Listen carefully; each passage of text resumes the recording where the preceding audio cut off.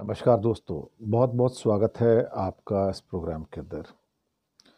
दोस्तों, आरएसएस का शताब्दी वर्ष, जी हाँ, चीफ जस्टिस ऑफ इंडिया की माता जी, जिनको आरएसएस से न्योता मिला था 100 साल के प्रोग्राम में शामिल होने के लिए, गवई साहब की मदर कमलतई गवई अब आरएसएस के प्रोग्राम में नहीं जाएंगी।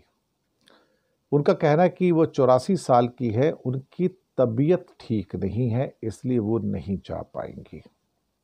उनको चीफ गेस्ट के तौर पर आमंत्रित किया गया था अमरावती के अंदर।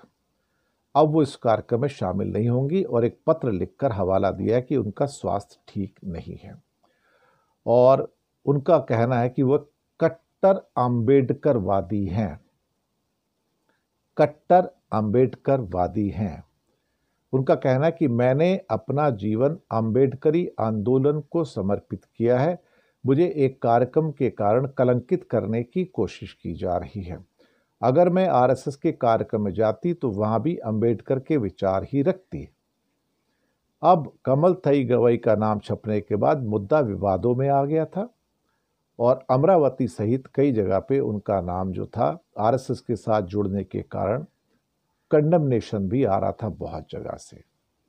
तो अमरावती में किरण नगर में एक प्रोग्राम में उनको चीफ गेस्ट बनाया गया था।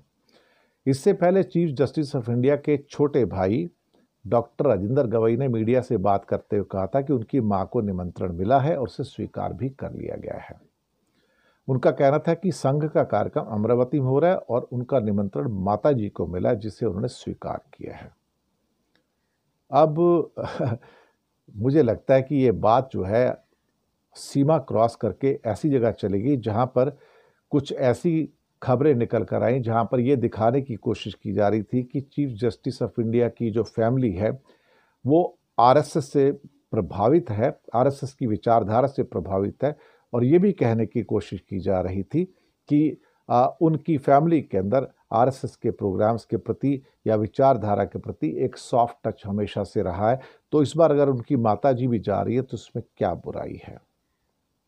लेकिन अब मामला तूल पकड़ते देख अब शायद उनकी माता जी ने स्वास्थ्य का हवाला दिया है और कहा कि वो आरएसएस के शताब्दी वर्ष में शामिल नहीं होंगी।